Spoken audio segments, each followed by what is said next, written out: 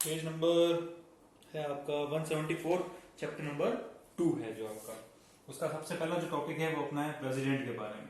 कल हमने जो उसका प्रोसीजर जो है वो पढ़ा था कि किस तरह वो सेलेक्ट या इलेक्ट जो है आपके होता है, और ये होपफुली जो है आपको समझ में आ गया होगा, क्योंकि अभी तक जो है शाम होने को आई, अभी तक तो है मेरे पास कोई क्वेरी आई नहीं है।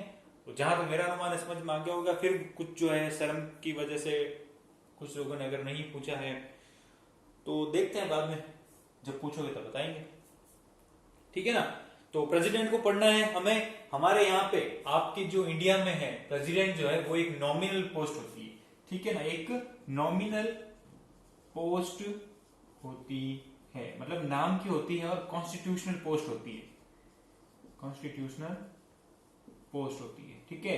इसका जो सारा इंक्लिनेशन जो है, झुकाव जो है वो कहाँ, पूरा कॉन्स्टिट्यूशन में। आप बहुत जगह पढ़ोगे प्रेसिडेंट के सिग्नेचर चाहिए, प्रेसिडेंट ये कर सकता है, प्रेसिडेंट वो कर सकता है, पर ये सब कुछ करते हुए भी नाम मात्र का, मतलब नाम का ही है, नॉमिनल मतलब नाम का ही। क्यों? क्योंकि सारा पावर जो है वो किसके पास है?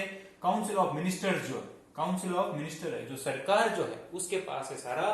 वो जो जिस प्रकार से जो प्रेसिडेंट को गाइड करती है या जो अपने डिसीजन सुनाती है, प्रेसिडेंट को जनरली, मैं फिर से बोल रहा हूं जनरली, हमेशा नहीं, जनरली वो सारी चीजें माननी पड़ती है। क्यों? क्योंकि बहुत बैकग्राउंड पीछे काफी सारा है कि भाई प्रेसिडेंट के इलेक्शन होते हैं तो जनरली मेजोरिटी पार्टी से होता है। हाँ, पार्टी से जरूर अब अलग हो गया है, पर था तो कभी उसी पार्टी का। तो कुल मिला के क्या है, पॉलिटिक्स ऐसे ही चलती है। तो ये बात है आपका यहाँ पे। आपको अगर याद हो तो लास्ट ईयर या 11th के अंदर आपने दो तरह की जो चीजें पढ़ी थी या अभी पढ़ी होगी, कि गवर्नमेंट जो है वो दो टाइप्स की होती है मोस्टली। एक होती है आजकल की डेमोक्रेसी में, एक तो होती है आपके प्रेसिडेंशियल, जहां पे प्रेसिडेंट जो होता है, प्रेसिडेंट जो होता है वही आपका एग्जीक्यूटिव, लेजिस्लेटिव सब वही संभालता है, जुडिशरी भी उसी का कंट्रोल होता है, जैसे कि यूएसए के अंदर है, ठीक है। अगर याद आ रहा हो तो 11th क्लास में आपको पढ़ाया था। और एक होती है पार्लियामेंट्री गवर्नमेंट, पार्लियामेंट्री गवर्नमेंट, जिसको आप वेस्ट मिनिस्टर गवर्नमेंट भी बोलते हो, जो इंग्लैंड से ली गई है, नाम का डिफरेंस है, ठीक है ना।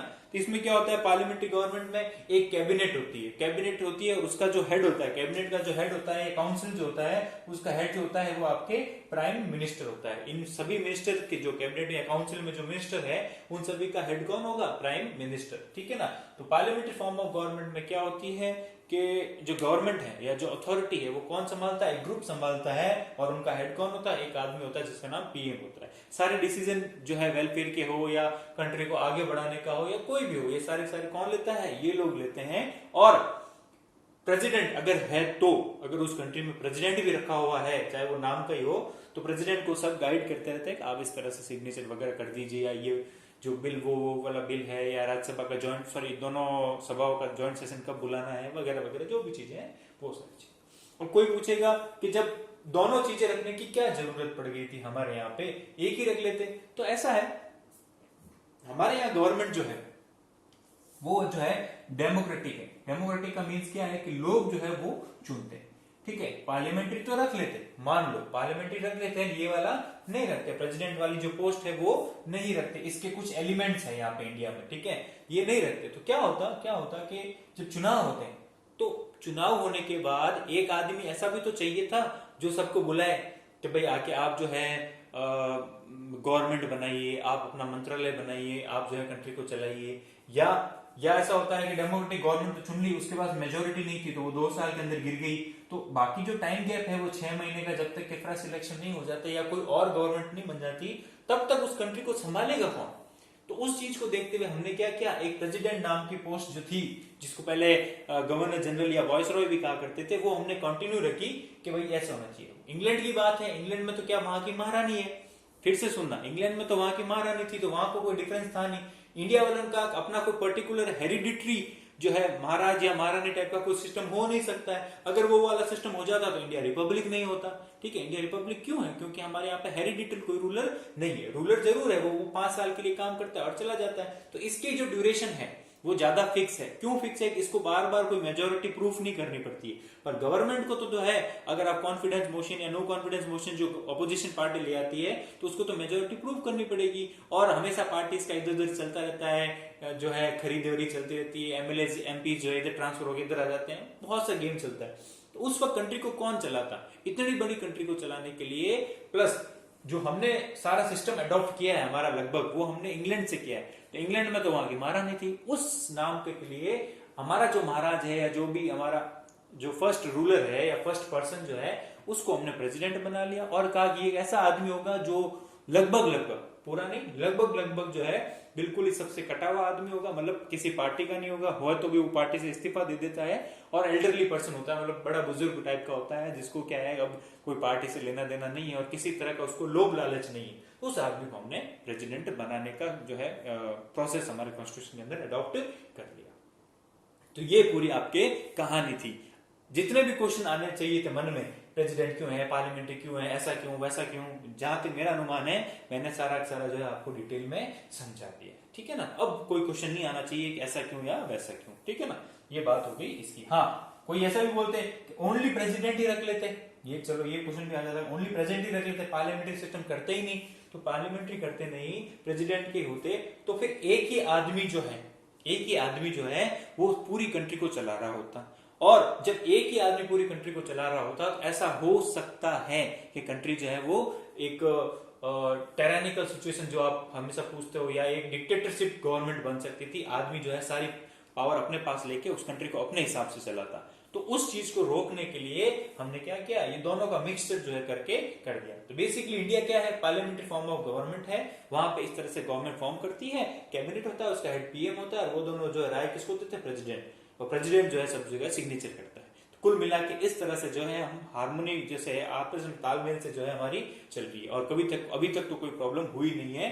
जो कॉन्स्टिट्यूशन डेवलपर्स ने सोचा था उस हिसाब से हमारी कंट्री रन कर रही है, ठीक है ना। अगली बात, तो यहाँ जो भी इनिशियल में जो भी अपने एक दो टॉपिक वगैरह है, एक दो पैराग्राफ जो है वो मैंने यहाँ पे उसकी समरी एक दे दी है, ठीक है ना। तो अब मैं धीरे धीरे पढ़ लेता हूँ, आप उसमें चेक करते रहना कि कोई प्रॉब्लम हो तो मुझे बता देना, ठीक है ना।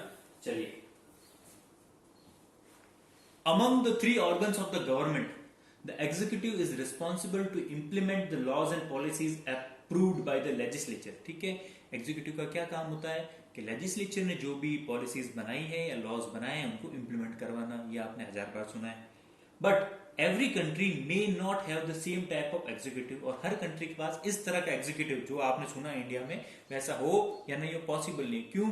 क्योंकि कहीं कहीं एग्जीक्यूटिव जो है वो ओनली प्रेसिडेंट होता है, वहां पे जो है कैबिनेट नहीं होती है, कहीं कहीं कैबिनेट भी होती है। तो ये जगह सब जगह अलग अलग होता है। स्टेट में भी इतनी ऑटोनॉमी जितनी इंडिया में है, दूसरी जगह हो या नहीं हो वो भी कोई फिक्स नहीं है। Basically parliamentary and presidential system are two kinds of administrative systems in the government। Government को चलाने के लिए दो टाइप के जो है मेजरली आपके आजकल डेमोक्रेसी में फिलहाल 100-200 सालों से या 300 सालों से इस तरह की फॉर्मेट चल रही है, ठीक है। बीच में एक्सेप्शन छोड़ दो हिटलर को। कहाँ गया? Both of them depend on the mutual relation of the executive and legislature and different kind of legislature, ठीक है। आपस में दोनों जो है एक दूसरे पर डिपेंडेंट है, किस तरह से उनको वर्क करना है, ठीक है ना। In the constitution where executive is accountable to the legislature for its function and tenure, and the members of the executive should also be the member of the legislature, and head of the state and the head of the government are different person, ठीक है। इसमें ये बताया गया है ऐसी form of government है या लेजिस्लेचर है जिसमें लेजिस्लेचर और एग्जीक्यूटिव जो है डिफरेंट होते हैं, ठीक है। लॉ बनाने का काम जो होता है वो अलग लोगों को दिया हुआ है, और एग्जीक्यूटिव जो फंक्शन इंप्लीमेंट करने का वो अलग लोगों को दिया हुआ है। हाँ, कुछ जगह आपने देखा होगा जैसे प्रेसिडेंट है, जैसे प्राइम मिनिस्टर है, ठीक है ना। कुछ मिनिस्टर जो है वो एग्जीक्यूटिव का भी रोल प्ले करते हैं और लेजिस्लेचर में भी जाके बैठते हैं एज अ मेंबर। अगर कोई डिफेंस मिनिस्टर है तो एग्जीक्यूटिव भी है, पर जब वो मेंबर के हैसियत से जाके बैठता है कानून बनाने के लिए, तब वो कहां बैठता है? पार्लियामेंट में। पार्लियामेंट क्या है? लेजिस्लेचर है, ठीक है ना। तो वो दोनों जगह रोल प्ले अपना अपना बराबर कर लेता है, ठीक है ना। चलिए, हेड ऑफ द स्टेट कौन होता है? प्रेसिडेंट, मतलब पूरी कंट्री का हेड कौन है?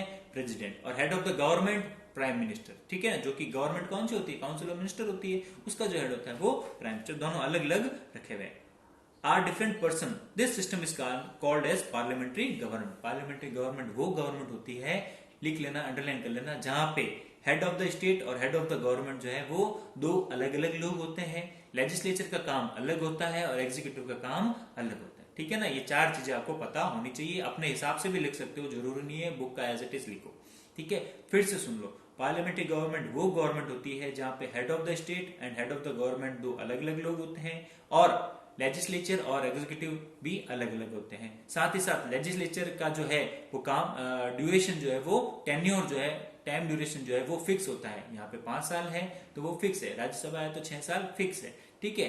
तो प्रेसिडेंट है उसका भी फिक्स है, ताकि क्या हो रोटेशन बना रहे और जो है हेल्दी एक इन्वायरमेंट जो है वो बना रहे। Japan, Germany, Italy, Britain, India etcetera the examples of parliamentary government. ये जो 3 4 5 कंट्रीज जो है वो कहीं ना कहीं अगर माना जाए तो पार्लियामेंट्री गवर्नमेंट जो है उनके अंदर चलती है। In presidential system of government, the president is the head of the state and the government and all the executive powers are the hands of the president. Presidential में अभी आपको बताया सारा पावर जो है किस एक अकेले आदमी के हाथ में होगा, फिर वो एग्जीक्यूटिव हो या दूसरी चीजें हो। The United States of America, Brazil, etc. are the example of the presidential system, while France, Russia, Sri Lanka, etc. are the countries which have semi-presidential system of government. ठीक है, अमेरिका और Brazil जो है वो purely presidential है, और France, Russia, Sri Lanka वगैरह जो है उनमें मिक्सअप कैसे है कि प्रेसिडेंट जो है उसकी भी कुछ पावर्स होती है, पर कुछ पावर्स जो होती है वहां की जो पार्लियामेंट है, वहां की जो एक गवर्निंग बॉडी है उसके अंदर भी डिवाइडेड होती है। तो मतलब कहने का है कि ऐसी कंट्रीज भी है जहां पे पार्लियामेंट्री और प्रेसिडेंशियल का मिक्सर जो है वो पाया जाता है, ठीक है। वहां पे प्रेसिडेंट जो है वो हेड तो होता ही है, उसके पास पावर भी होती है, पर कुछ कंट्रोल उसके ऊपर होता है, ठीक है ना। तो ये कंट्रीज वो है। इंडिया में क्या है, प्रेसिडेंशियल नाम का है, सारी पावर्स उसके पास नहीं है, कुछ पावर जो है वो बांटी हुई भी है, इसलिए इसको जो है सेमी प्योर नहीं बोलते हैं, हम इसको प्योरली पार्लियामेंट्री ही बोलते हैं, ठीक है ना। तो ये बात आ गई आपकी इसकी। बात है nature of executive. India has a parliamentary system of government. President is the nominal and constitutional head of the executive and the council of minister is the real executive under the leadership of the prime minister. मैंने आपको वही बात बताई। However, the designation of the president is considered a most prestigious and dignified post. Prestige मतलब कि पवित्र या more powerful, dignified मतलब कि respectful, and he is the first citizen of the country. ठीक है, वही बात मैंने कही, हमेशा वही कहता हूँ, प्रेसिडेंट जो है फर्स्ट सिटीजन होता है। And has the highest place in protocol. Protocol मतलब कि जो ये पूरा सिस्टम जो है या पूरा जो ये पॉलिटिक्स जो है इसके अंदर सबसे पहला रोल या पहला नाम किसका आता है, भारत के राष्ट्रपति, ये कहा जाता है। बाकी सारे जो लोग हैं वो उसके कम में। इंडिया में सबसे बड़ा आदमी या सबसे फर्स्ट पॉलिटिक्स में अगर बात की जाए तो कौन आदमी है, वो है प्रेसिडेंट। उनके बाद में जो फिर ये सब कैबिनेट, प्राइम मिनिस्टर वगैरह या वाइस प्रेसिडेंट वगैरह आते हैं। आर्टिकल 52 अंडरलाइन कर लेना of the constitution states that the president of India is the head of the state of the Republic of India. India का नाम क्या है पूरा, रिपब्लिक ऑफ इंडिया। इसका हेड कौन है, प्रेसिडेंट, ठीक है। और वो कहां लिखा हुआ है, आर्टिकल नंबर 52 में। And by article 53 the executive power of the union shall be vested in the president and shall be exercised by him either directly or through officers subordinate to him in accordance with this constitution। और article 53 में लिखा हुआ है पूरा जो control है country का किसके हाथ में रहेगा, प्रेसिडेंट के हाथ में। और उसको हेल्प करने के लिए एक एग्जीक्यूटिव बॉडी रहेगी जिसको अपन कहते हैं काउंसिल ऑफ मिनिस्टर, और उनका एक हेड होगा प्राइम मिनिस्टर, जो उनको बार जो है हर चीज में हेल्प करेंगे, ठीक है ना। तो इसलिए वो कहीं ना कहीं फिर वो नॉमिनल हो जाते हैं, कौन, प्रेसिडेंट। अब आता है इलेक्शन ऑफ प्रेसिडेंट, ठीक है। वैसे हमने प्रोसीजर की कल बात की थी, पर आज हमें बात करनी है कि किस तरह से इनका इलेक्शन होता है, किस तरह से इनका इम्पीचमेंट मतलब इनको हटाया कैसे जाता है। The electoral process of the president is mentioned in article 54 and 55 of the constitution. Article 54, 55 underline कर लेना। इसमें क्या बताया गया है कि किस तरह से प्रेसिडेंट का इलेक्शन होगा, ठीक है ना।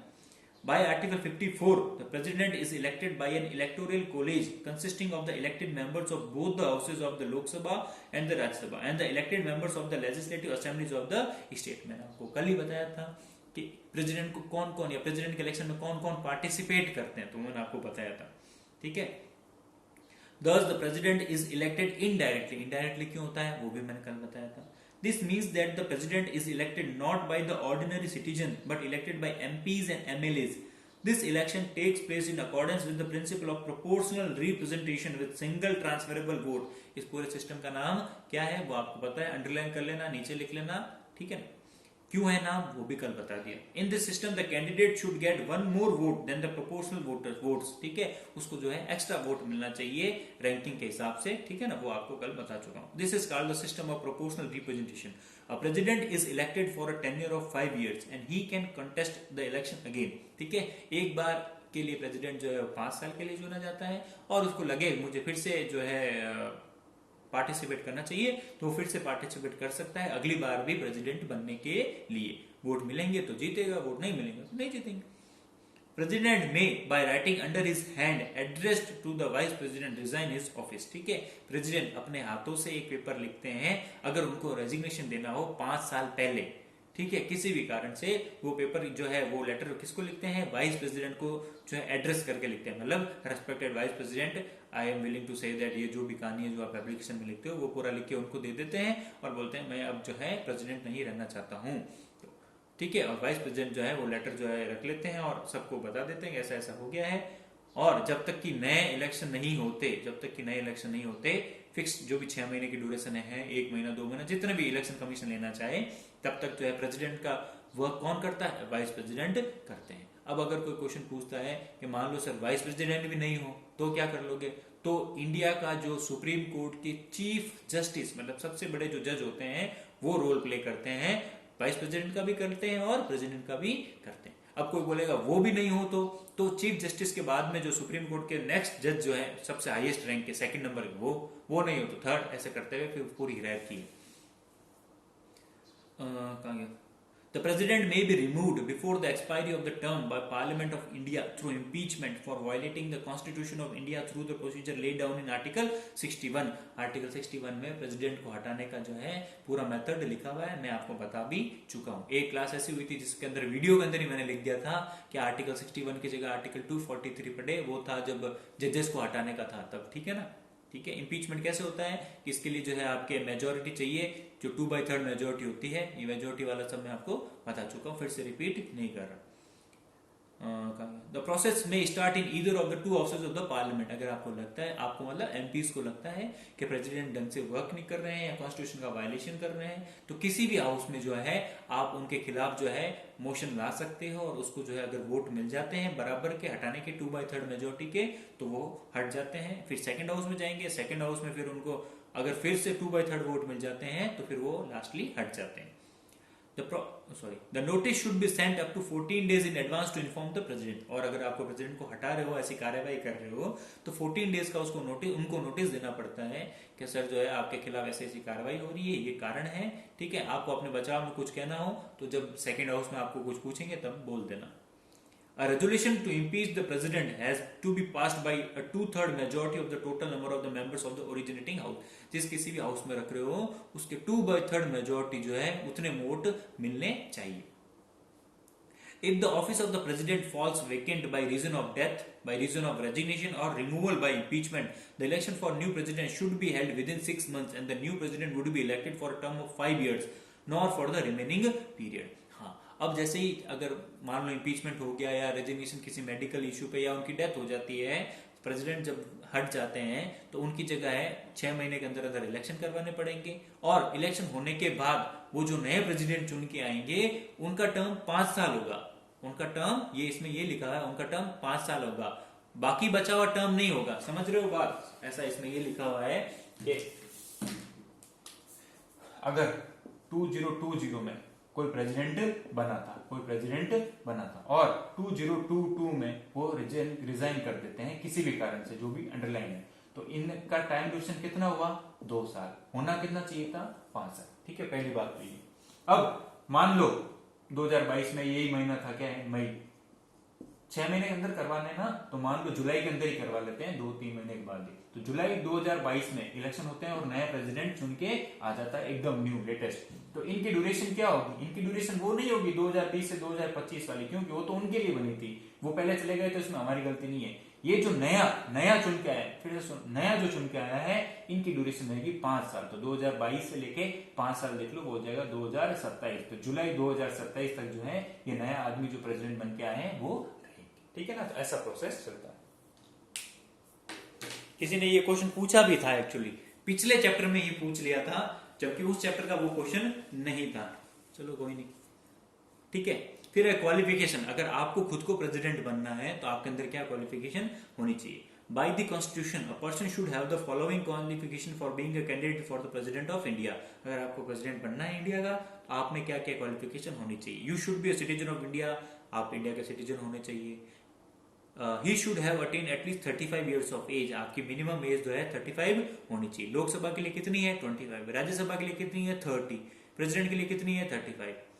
ही should have all the qualifications required to be elected as member of the Lok Sabha. इन दो के अलावा जो भी मेंबर ऑफ लोकसभा के लिए जो भी चीजें लिखी हुई है, एज और इसके अलावा जो भी लिखी हुई है वो सारी भी होनी चाहिए। कौन सी है?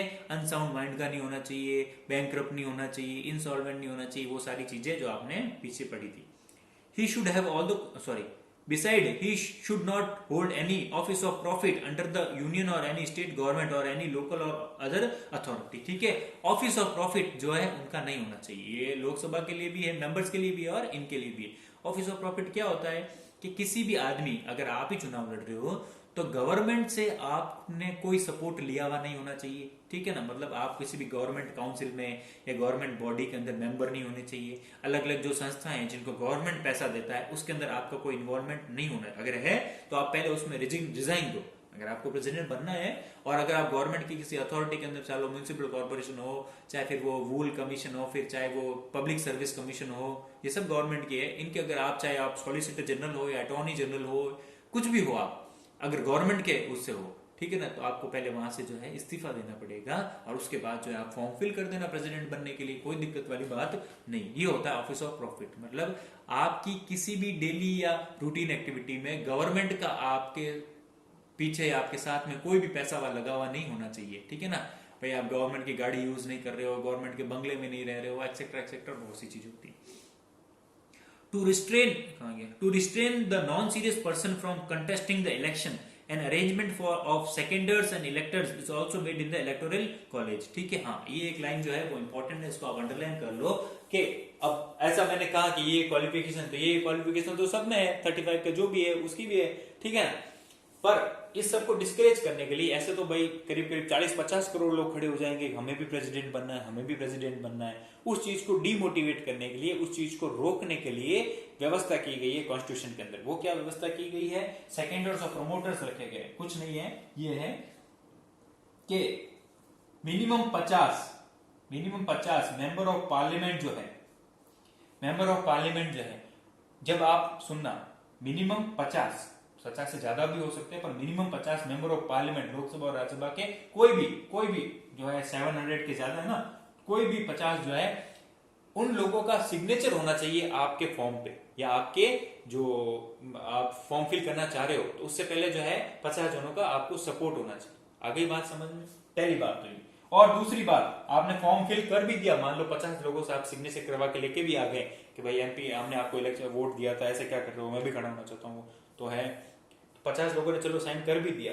तो जब साइन कर दिया और आपने फॉर्म फिल कर दिया, तो उसके बाद में जब पार्लियामेंट में आपके नाम रजिस्टर्ड होगा, तब आपके 50 जने और सपोर्ट करने में होने चाहिए इनके अलावा, कि हाँ साहब हम भी सपोर्ट करते हैं। मतलब टोटल इतने लोग अगर आपको सपोर्ट करते हैं तो ही आप जो है प्रेसिडेंट के मेन इलेक्शन में पार्टिसिपेट कर सकते हो। ठीक है ना, नहीं तो फिर इसका सभी खड़े हो जाएंगे। ठीक है, मैं भी 6 साल बाद जाके खड़ा हो जाऊंगा और बोलूंगा मुझे प्रेसिडेंट बनना है, तो वो ठीक नहीं रहता। Doctor Rajendra Prasad was the first president of India who was elected twice. पहले राष्ट्रपति कौन थे? डॉक्टर राजेंद्र प्रसाद। और ये ऐसे आदमी थे, पहले आदमी थे जो 2 बार चुने गए थे प्रेसिडेंट की पोस्ट के लिए। ठीक है ना, इतनी बात है आपके। फिर है procedure of the election of president, ये हम कल कर चुके हैं। ठीक है ना, अब आती है नेक्स्ट, क्या है? Salary, privileges and other facilities. ठीक है, कितनी सैलरीज मिलती है प्रेसिडेंट को, इनके क्या क्या स्पेशल हाउस होते हैं, ये कहाँ रहते हैं, वगैरह वगैरह। ठीक है, The Indian government fixed the salary of the president as 1,50,000 per month from 11 September 2008। ये 2008 की बात कर रहा है। ठीक है ना, इसको तो ये रहने ही दो, पर अपना वाला वही लॉजिक, आप जो 2008 लिखा हुआ है ना, वो लिखे रहने दो, उसके आगे ब्रैकेट में लिख लो, उसके आगे ब्रैकेट में लिख दो कि फ्रॉम 2018, इतना ही लिखो, फ्रॉम 2000 लिखो फ्रॉम 2018। अब इनकम कितनी हो गई है प्रेसिडेंट की? 5 लाख हो गई है। पहले कितनी थी? 1.5 लाख। ये कब की बात है? 2008 की बात है। पर 2018 से जो है अभी लेटेस्ट जो है प्रेसिडेंट की इनकम कितनी है महीने की? 5 लाख रुपए। 5 लाख रुपए। आगे बात समझ में किस तरह से लिखना है, समझ रहे हो? चलो, when the president is in the office, he is not answerable to any court for the exercise and performance of the powers and duties of his office or for any act done or purporting to be done by him in the exercise and performance of those power and duties।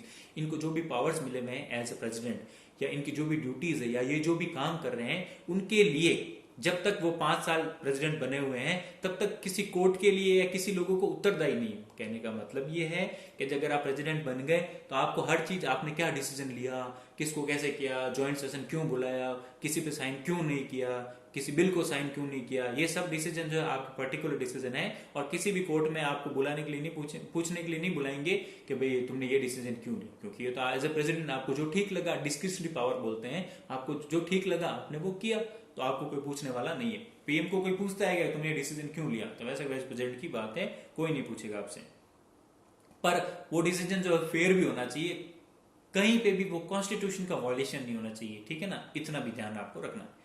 No criminal proceeding whatsoever can be instituted against the president and no process for his arrest or imprisonment can be issued by any court during his term of office। 5 साल जो भी आपका term है president का, उसके दौरान कोई भी कोर्ट आपके खिलाफ क्रिमिनल केस में जो है आपके खिलाफ कोई सजा या आपके खिलाफ कोई सुनवाई नहीं रख सकता है।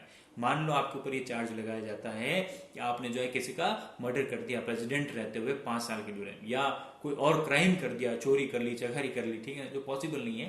अगर इस तरह से, क्योंकि लोग क्या है कोई भी ऐसे लगा लेते आरोप, और आरोप लगाते ही क्या सीधा पुलिस पहुंच जाती है। प्रेसिडेंट जो है वो इंडिया का इतना बड़ा आदमी, उसके घर में ऐसे नॉर्मल किसी के कहने पर पुलिस कैसे आ सकती है। तो 5 साल के दौरान तो आपके खिलाफ कोई भी कार्रवाई नहीं होगी। किसमें? Criminal matter. किसमें? क्रिमिनल मैटर में। अब आती है सिविल की बात।